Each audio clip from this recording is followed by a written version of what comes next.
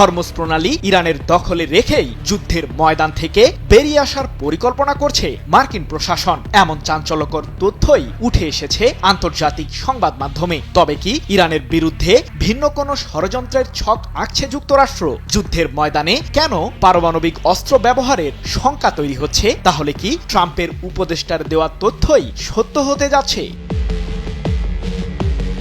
চলমান যুদ্ধে ইরানের ছোড়া ব্যালিস্টিক মিসাইল ও আত্মঘাতী ড্রোনের সামনে নাস্তানাবুদ অবস্থা ইসরায়েল ও যুক্তরাষ্ট্রের। যুদ্ধের ময়দানে ইসরায়েলের পরিস্থিতি যদি আরো খারাপের দিকে গড়ায়, তাহলে ইহুদিবাদীরা ইরানের বিরুদ্ধে পারমাণবিক অস্ত্র ব্যবহার করতে পারে। এমনকি মার্কিন প্রেসিডেন্ট ট্রাম্পের অনুমতি না নিয়েই পারমাণবিক যুদ্ধে জড়াতে পারে ইসরায়েল, এমন শঙ্কার কথাই জানিয়েছেন হোয়াইট হাউসের এআই ও ক্রিপ্টো বিষয়ক প্রধান ডেভিড স্যাক। যার কারণে ট্রাম্পের উদ্দেশ্যে ডেভিড স্যাকের পরামর্শ যুক্তরাষ্ট্র যেন দ্রুতই বিজয় ঘোষণা করে যুদ্ধের ময়দান থেকে বেরিয়ে আসে।